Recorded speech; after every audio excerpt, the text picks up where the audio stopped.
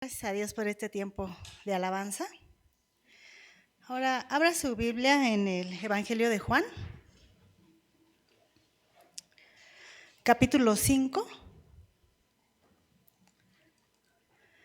Le vamos a dar lectura del versículo 1 al 16. Juan 5 del 1 al 16. Lo vamos a hacer en forma alternada. Inicio yo y nos unimos en el 16. En cuanto lo tenga, puestos de pie.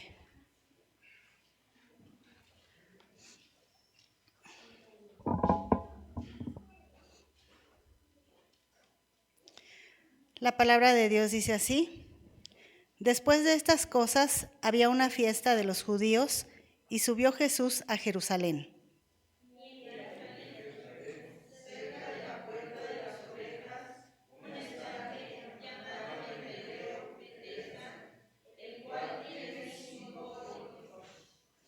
En estos yacía una multitud de enfermos, ciegos, cojos y paralíticos, que esperaban el movimiento del agua.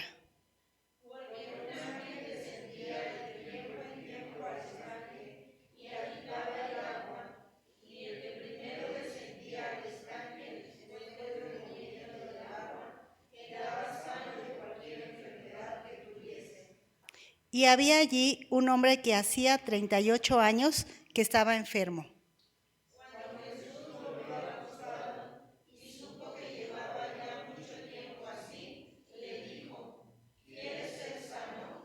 Señor, le respondió el enfermo, no tengo quien me meta en el estanque, cuando se agita el agua y entre tanto que yo voy, otro desciende antes que yo.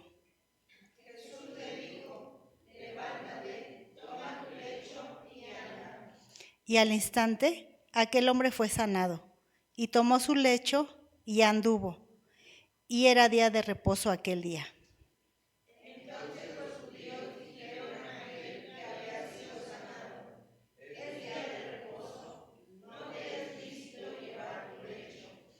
Él le respondió, el que me sanó, él mismo me dijo, toma tu lecho y anda.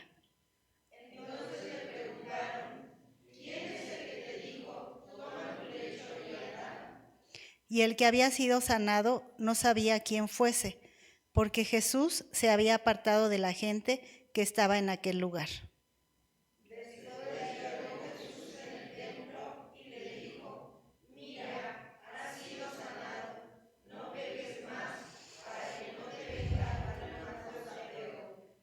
El hombre se fue y dio aviso a los judíos que Jesús era el que le había sanado. Y por esta causa los judíos perseguían a Jesús y procuraban matarle, porque hacía estas cosas en el día de reposo. Amén. Oremos por la palabra. Padre amado, te damos muchas gracias por este tiempo que hemos tenido de poder alabarte, Señor. Que lo que hemos cantado sea una realidad de nuestras vidas, Señor. Ahora pues toca escuchar tu palabra por medio de nuestra hermana Gaby, Señor, a quien te ha placido a ti utilizarla esta noche.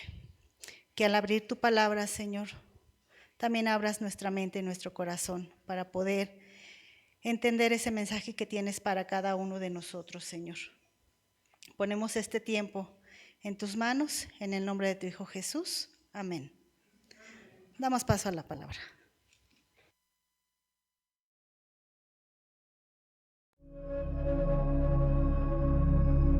Dios les bendiga. ¿Pueden tomar su lugar? Me da gusto saludarlos. Pues hemos estado hablando en este mes del tema de los milagros. Amén. Mis hermanos, las semanas pasadas, los martes que han pasado, mi hermano César habló de convertir el agua en vino. Amén. En donde Jesús mostró su misericordia en aquella fiesta, un milagro de alimentación que estamos aprendiendo.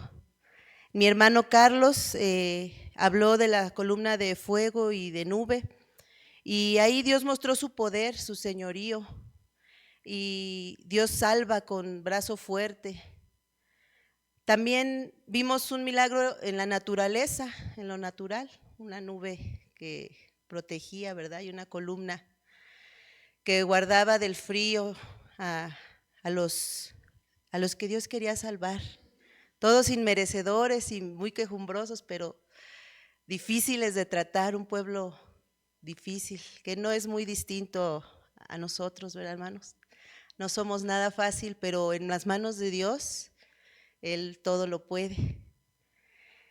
Pero ahora vamos a hablar del paralítico de Betesda. Este es un milagro de sanidad.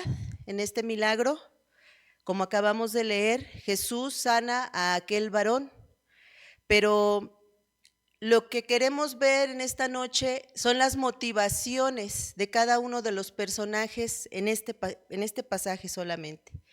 Son 3 personajes principales, es Jesús, el principal, ¿verdad? El Rey de Reyes, el Señor de Señores, mostrando su autoridad, su misericordia, su amor, su bondad.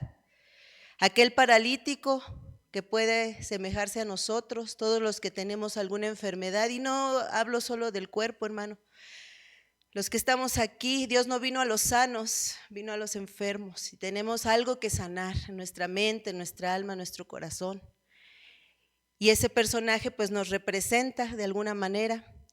Y después aquellos que ya creían y sabían y conocían, judíos religiosos, podría decir, no lo dice aquí, pero podría decirse que un tanto cuanto fariseos, líderes en ese momento, muy, muy religiosos, que tenían una actitud que no correspondía, hermano, a la gloria de aquel milagro. Amén.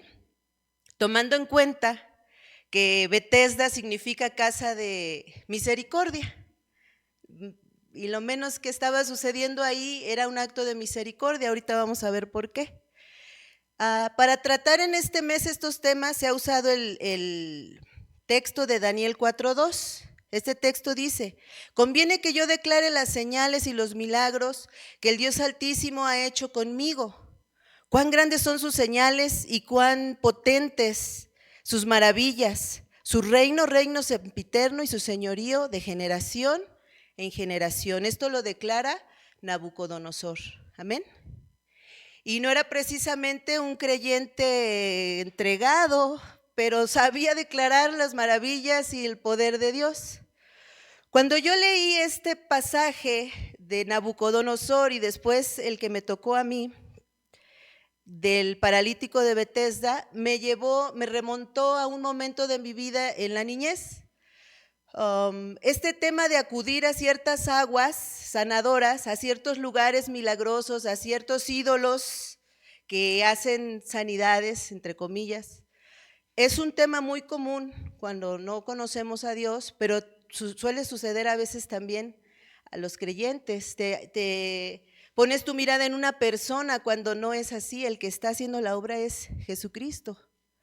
Sin embargo, en aquel momento mi abuelita había sido diagnosticada con cáncer de colon. Déjenme checo la hora porque luego me emociono. Y nos dijeron que en Querétaro había unas aguas que eran las aguas del Tlacote. Fue un boom en aquellos años de 1991. Yo tenía como 9, 10 años. Y cuando eso sucedió, mi tío, el hijo de mi abuelita, nos dice a todos: vamos, porque ahí dicen que esa agua es sanadora. Entonces fuimos a dar a aquel lugar. Casi nadie quiso ir porque había que estar muchos días ahí, desvelarse, pasar frío, dormir en el carro, hacer ahí un campamento medio rústico. Pero yo fui muy emocionada porque de verdad yo creía, como siendo una niña, ¿verdad?, en mi inocencia, que esas aguas iban a sanar a mi abuelita. Yo sí puse mi fe en esa agua que habían dicho que era sanadora. Pero la experiencia que viví cuando yo era niña se asemeja mucho a esto. En aquel lugar, en esos pórticos, estaba mucha gente enferma y así era en aquel lugar de Querétaro, el agua del Tlacote, que por cierto ahorita ya se acabó, ¿no? Estando ahí noté algo que no estaba sucediendo en esta porción de la Escritura. Dice que este hombre tenía 38 años de estar enfermo, ¿ok? Y su enfermedad era grave porque no tenía modo de meterse a aquellas aguas. Entonces, cuando nosotros estábamos en este lugar, noté que formaban a las personas de acuerdo al diagnóstico y al grado de enfermedad que tenía cada una de las personas que acudían. Era muchísima gente, hermano. Estuvimos como 5 días, yo creo, por unas tinaquitas de agua sanadora. Entonces, sí me percaté que tenían el cuidado de decir, bueno, los pacientes más urgentes. Entonces mi abuelita acababa de ser diagnosticada, ella no iba de urgencia, es decir, el mal apenas comenzaba, todavía caminaba, todavía estaba fuerte y pues nos tocó esperar pacientemente. Lo hicimos, fue un acto de… Sí puedo decir que de amor, porque un niño, ¿verdad? Siempre siente amor sincero, un amor puro. Pero también es curiosidad, hermano, es ver si de verdad eso es cierto. Y también es un acto en donde nosotros como seres humanos tratamos de, pues yo creo que mis padres me llevaron ahí o me permitieron estar ahí en ese momento, en primera porque era mi abuelita, ¿verdad? Pero enseguida la situación era mostrar, enseñarle a tu hijo cómo tener misericordia, tal vez, cómo puedes sacrificarte o cómo puedes darte por amor a alguien, no sé, porque fueron días difíciles. El clima de Querétaro es difícil, hacía frío en la noche y sí la pasábamos, pues no la pasábamos bien, no eran vacaciones. Sin embargo, hermanos, ninguno, delante de los ojos de Dios, ninguno de nuestros actos más misericordiosos es válido. Les voy a decir por qué, no porque no se deban hacer, se deben hacer. Pero a veces somos movidos por nuestra propia mente, nuestro propio corazón, un deseo tal vez de vanagloria, un deseo de que se sane tu ser querido, pero poniendo tu fe en el lugar equivocado, en las cosas equivocadas. Entonces, no tiene sentido tanto sacrificio para nada cuando es tan fácil voltear a ver a Jesús y dejar que Él haga su preciosa obra. Amén. También recuerdo cuando mi hijo estuvo enfermo, que aquí está, por cierto, le doy gracias a Dios que lo trajo con bien y le pido a Dios que lo lleve con bien de regreso a su hogar. Pues él fue diagnosticado con una enfermedad terminal a los 3 meses de edad. El doctor decide o dice que estaba desahuciado. Y a veces ponemos nuestra fe en la ciencia. Cuando fui niña me dijeron que esas aguas sanaban y ahí puse mi fe. Cuando crecí tuve a mi hijo, también era una niña, tenía 15 años, no es que fuera muy madura, pero me dijo el doctor, yo confiaba en la ciencia, yo confiaba en la medicina, en los médicos, yo pensaba que los avances iban a tener la tecnología y todo lo necesario para que mi hijo se sanara y no fue así. La ciencia se declaró incompetente ante la enfermedad del niño y el doctor solamente señaló con su dedo hacia arriba y dijo, solamente el de arriba, señora, le dijo a mi mamá porque yo no pregunté nada. Ella preguntó, ¿qué hay que hacer por ese niño? ¿Qué se puede? ¿A dónde vamos? ¿A qué institución acudimos? ¿Qué hay que hacer? Y el doctor le hizo así, no hay nada que hacer, señora, solamente. Y ese día fue que yo entregué mi alma, mi corazón a Dios. Y ha sido maravilloso porque aquí está el niño. Y al rato que se los presento, hermanos, ha crecido sano, gracias a Dios, y Dios lo sanó. Cuando el doctor dijo eso, yo decidí poner mi corazón, pero yo no conocía a Cristo, no conocía la Escritura, no conocía, era un ignorante en toda la extensión de la palabra, pero creí que Dios podía sanar a mi hijo, y Dios, esa fe sí la honra, en esa fe actúa, porque es una fe movida por Él, y para honrarlo, a Él, porque toda la gloria le pertenece. Amén. Entonces, igual que Nabucodonosor damos testimonio, pero también vamos a dejar que sea nuestro Señor. Esa es una interrogante, ¿no? Podemos dar testimonio, pero a veces no dejamos que Él gobierne nuestra vida plenamente. Podemos recibir un milagro y no permitir que el Señor gobierne todas las áreas de nuestra vida, hermano. Y eso es duro. Y ya ven cómo terminó el buen rey Nabucodonosor. tuvo que pasar por pruebas terribles. Espero que nosotros, ¿verdad?, los que nos escuchan, pues no tenga que ser necesario, hermanos. Debemos dejar que haga su milagro, que obre sus prodigios, sus maravillas, darle la honra, testificar, pero después dejarlo gobernar en nuestra vida. Porque si estamos hablando de milagros, de sanidades, de maravillas, tenemos que considerar, hermano, que todo esto sucede con una motivación. Hay un propósito. No es solamente para que te sientas especial porque Dios te sanó, o porque Dios sanó a tu hijo, o porque Dios hizo algo, porque mi abuelita no sanó, quiero que sepas. Ella murió y de cáncer y de colon y fue muy duro, pasó un proceso muy duro, mi abuelita sufrió mucho. Y entonces te vas dando cuenta cómo la vida te empieza a enseñar que nada de lo que hagamos humanamente hablando a veces va a tener un impacto real. Pero sí puedo decir que fue salva a pesar de todo. Ella conoció a Jesús y lo aceptó y creyó en él sin importar ya la circunstancia en la que se encontraba. Hablando del paralítico de Betesda, si esta palabra Betesda significa misericordia, y nos vamos a las motivaciones de cada uno de los personajes que mencioné, podemos empezar, el punto número 1 sería Jesucristo. ¿Cuál era su motivación? ¿Qué lo motivaba a él a llegar a un lugar como en aquel lugar al que yo estuve, lleno de enfermos, y solamente voltear la mirada hacia uno solo de ellos? Es algo a considerar, hermano, porque donde hay muchos enfermos, ¿por qué escoges a uno especialmente? Claro, Jesús lo sabía todo, pero podemos ver su misericordia, su amor y su autoridad. Ahorita vamos a ver por qué. De estas motivaciones que inspiraban a Jesús, podemos ver en el texto que acabamos de leer, en Juan 5:6, en el versículo 6 dice: cuando Jesús lo vio acostado, aquel varón, y supo que llevaba ya 38 años así, le hizo una pregunta curiosa y extraña, porque ¿quién le pregunta a un paralítico si quiere ser sano? O sea, además, tratándose de Jesús que lo sabe todo, pues como ¿para qué le preguntó, no? Te pones a pensar. Y le dijo, la respuesta también es una respuesta muy peculiar, porque el enfermo que dice, sí quiero ser sano, no responde nada más. Entonces aquí vamos a notar dos cosas, hermano.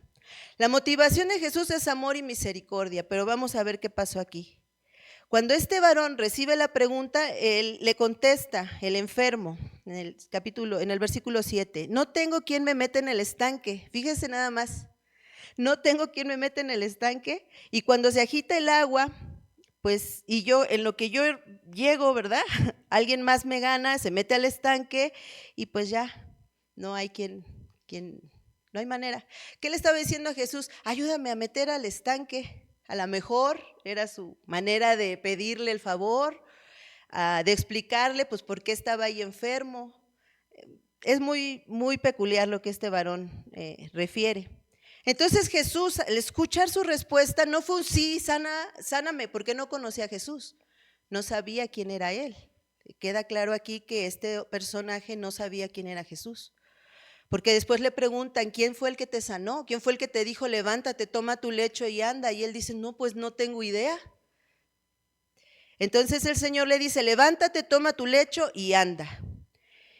Entonces aquí vemos la autoridad del Señor, amén. Él estaba mostrando su poder, su autoridad ante oye, es que nadie hay que me lleve al estanque. Él dijo, ya levántate, toma tu lecho, anda.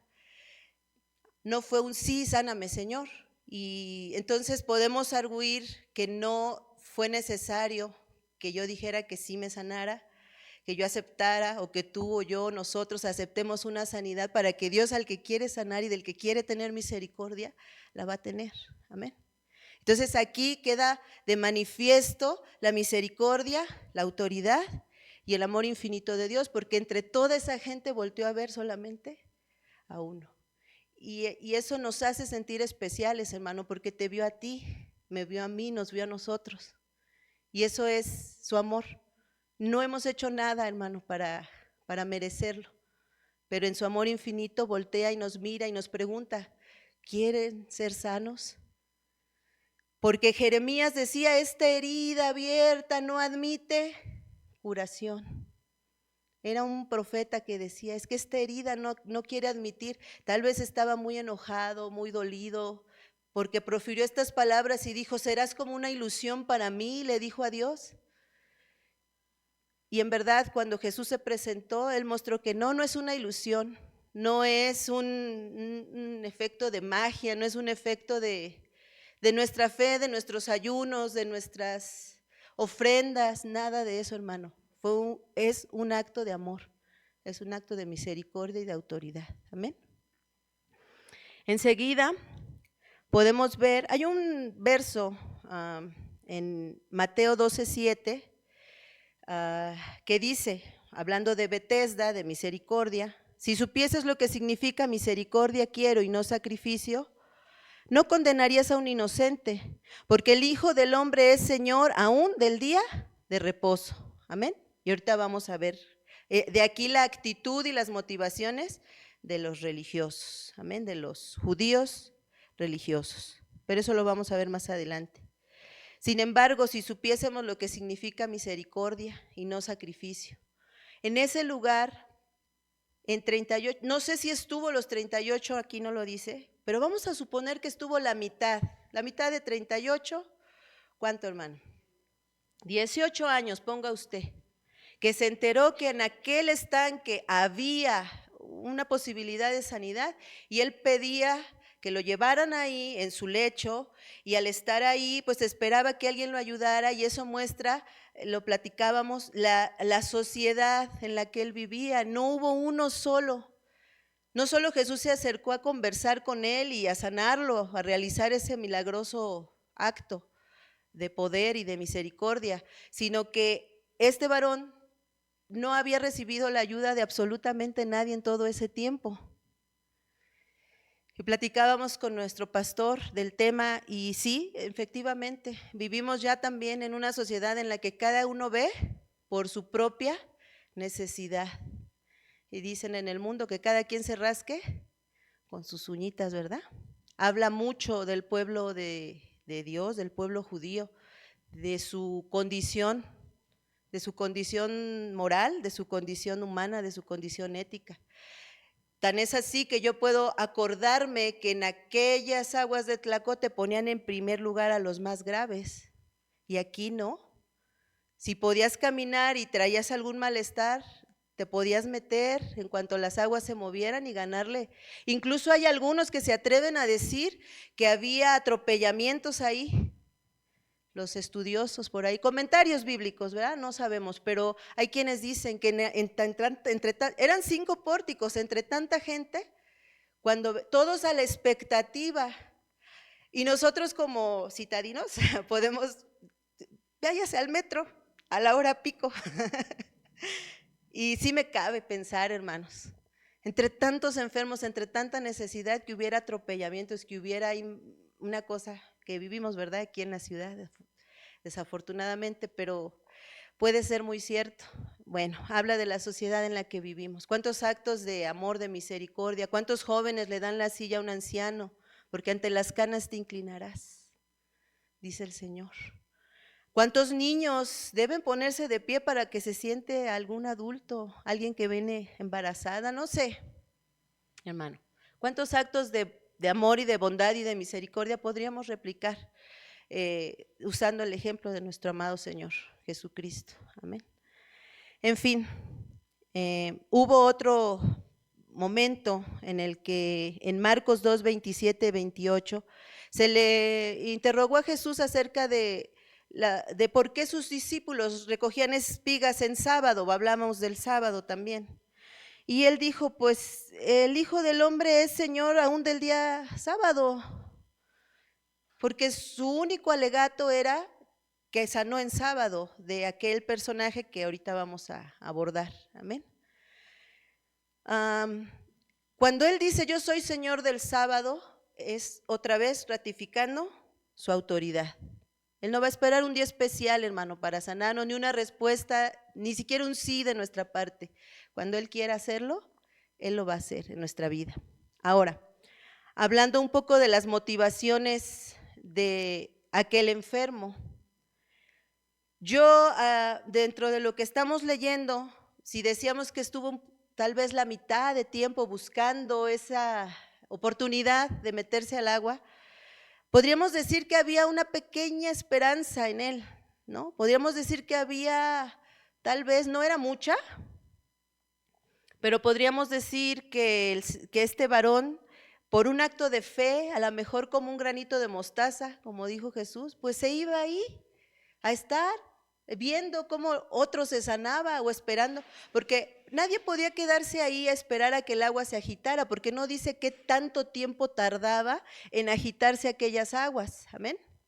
Muchos dicen que eran actos psicológicos, que la gente se sanaba solamente porque pues tenemos esas, ¿cómo le llaman? Cuando tú pones, no recuerdo el nombre, pones tu fe en algo, en alguien, en una, en un lugar, en una persona.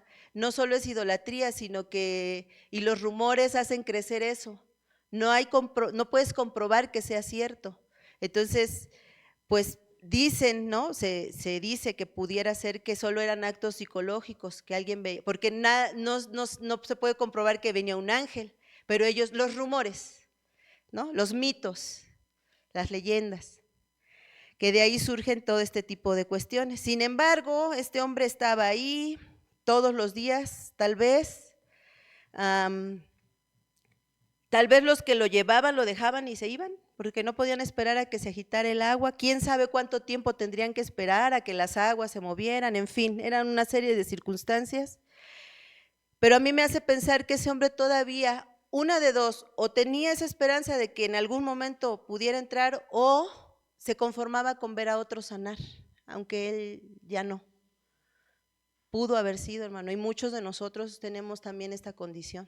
Nos hemos conformado, tal vez, nuestra fe no está siendo activada, tal vez, nuestras motivaciones no son las adecuadas, o simplemente, y creo que es lo más adecuado, no hemos puesto nuestra fe en el lugar correcto.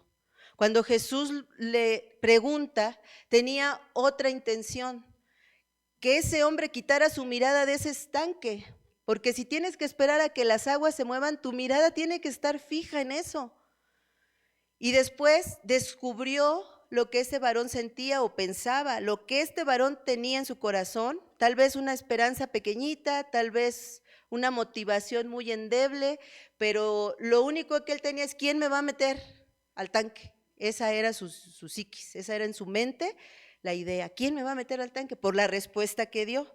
Cuando Jesús llama su atención, Jesús lo que quería era: deja de ver el tanque, deja de pensar que necesitas que alguien te meta, levántate, toma tu lecho y camina. Esa es la diferencia, hermano. Jesús quería decirle: mírame a mí, solamente mírame a mí, no necesitas quien te mete en ese estanque, no necesitas que se agite el agua, no necesitas esperar tu turno. Sin que nada de eso sucediera, si solo miramos a Jesús, podemos ser restaurados, hermano. Podemos ser sanados. Y esa pequeñita fe que tuvo ese hombre, tal vez, como un granito de mostaza, surtió efecto. Surtió efecto, hermano. Tuvo impacto. Jesús lo vio, Jesús lo amó, Jesús lo escogió entre toda esa gente. Eso somos nosotros, hermano. Nuestra mirada debe estar puesta en Jesús. Necesito un trabajo para estar bien.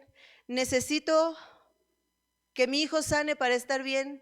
Necesito sanar mi cuerpo para estar bien. Nuestra mirada está y debe seguir en Jesús, solamente en Él. Jesús es la respuesta. Y eso somos nosotros también. Dice Juan 5:14. Después le halló Jesús en el templo y le dijo: mira, has sido sanado, no peques más, para que no te venga alguna cosa peor. El hombre se fue y le dio aviso a los judíos de que Jesús era el que le había sanado. Amén. Aquí suceden dos cosas, hermano. En primera instancia ese hombre fue sanado del cuerpo. Yo llegué a los pies de Jesús, o Dios me llamó a través de una sanidad y no era la de mi cuerpo, era la del cuerpo de mi hijo, el fruto de mi vientre, mi chiquito de 3 meses que se me moría, hermano. ¿Y quién puede contra la muerte? Solo Jesús, solo Dios. Y entonces puse mi mirada en Jesús y ese cuerpecito sanó, pero la salvación del alma de mi hijo también estaba en juego, hermano, porque el pequeño bebé no sabía lo que le había pasado. Yo le testifiqué cuando era grande, pero él nunca, pues no se puede acordar, ¿verdad? A los 3 meses no hay manera de que se acuerde lo que le pasó. Yo lo sé, yo lo viví. Pero aquí hay 2 situaciones. En el estanque fue sanado su cuerpo, pero en el templo es sanada nuestra alma, hermano. Por eso estamos aquí, por eso nos congregamos, por eso servimos, por eso buscamos en la palabra las respuestas, hermano, porque aquí vamos a ser sanados. Y yo estoy aquí para sanar. Y le doy gracias a Dios. Perdón por concederme un lugar en su reino. Nuestra alma tiene que sanar, hermano. Como el burrito, decía el pastor, cuando nos echen tierra, vamos a pisarla y vamos a salir, hermano, del foso cenagoso de la desesperación. Amén. Con la ayuda de Dios, para honra de Él. Y en nuestra humillación está su exaltación, hermano. Porque el cuerpo de ese hombre respondió a la autoridad de la palabra de Dios: levántate, toma tu lecho. Pero el alma de ese hombre todavía tenía que conocer quién era su sanador, quién era su salvador y quién le iba a exigir algo que es muy importante, hermano. Como creyentes no podemos tomar el lecho, sanar, levantarnos y después seguir haciendo lo que nos dé la gana en la vida. No podemos permitirnos ese privilegio, hermano, no nos corresponde. Las motivaciones de Dios al hacer un milagro eran que creyéramos. Las motivaciones de Dios eran mostrarnos su amor, su misericordia, pero también que mostráramos gratitud, hermano. ¿De cuántos leprosos regresó solo uno? Podemos verlo durante la escritura. Los que estamos aquí somos agradecidos, amén. Los que hemos creído seguimos buscando no pecar más, no pecar más. Porque yo sí sabía, mi hijo estaba enfermo por causa de mi pecado, hermano, eso es verdad. Pero también había personas que estaban enfermas para que la gloria de Dios se manifestara sobre ellos, nada más. No había pecado nadie. Pero yo estoy consciente de que sí, mi pecado había acarreado una consecuencia. Y ojalá la hubiera sufrido yo.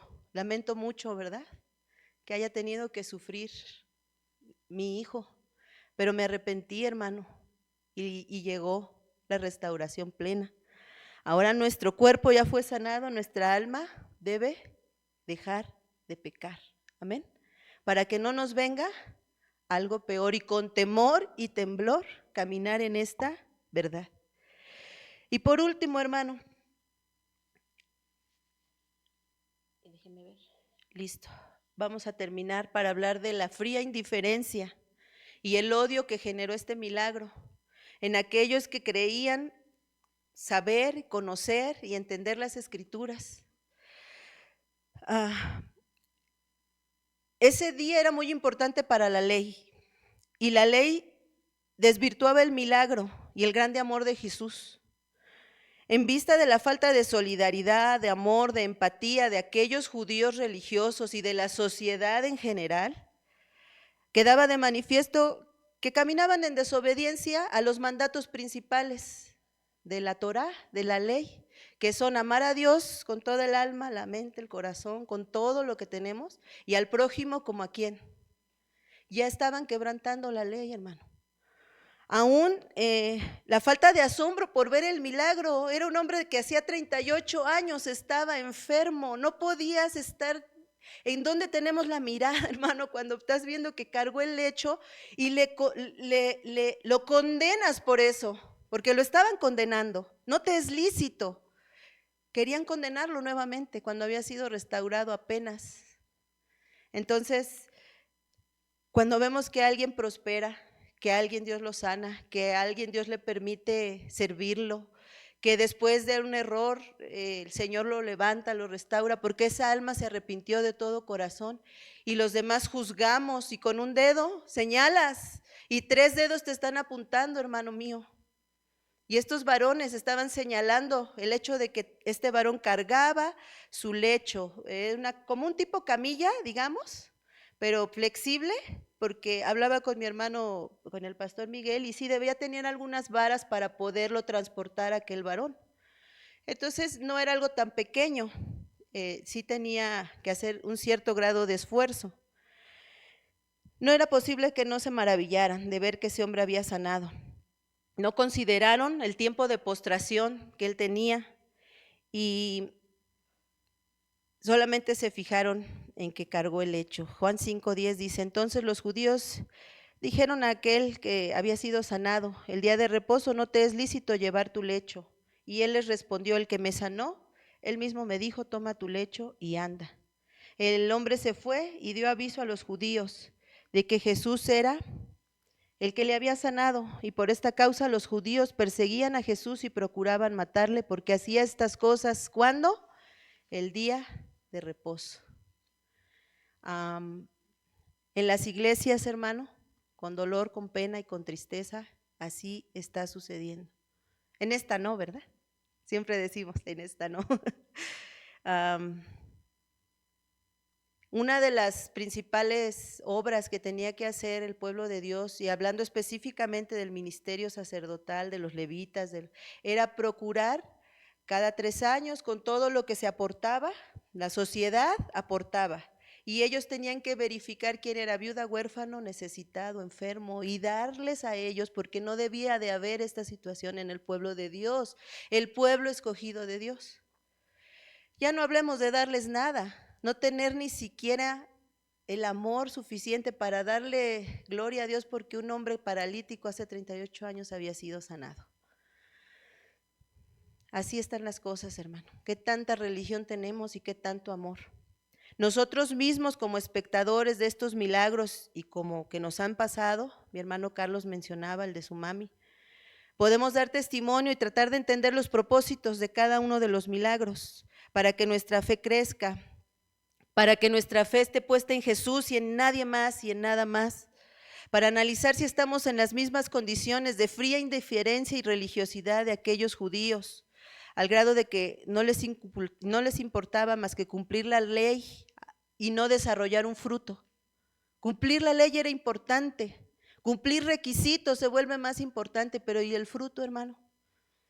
¿Dónde estaba ese amor que Dios debía ya haber derramado en nuestros corazones?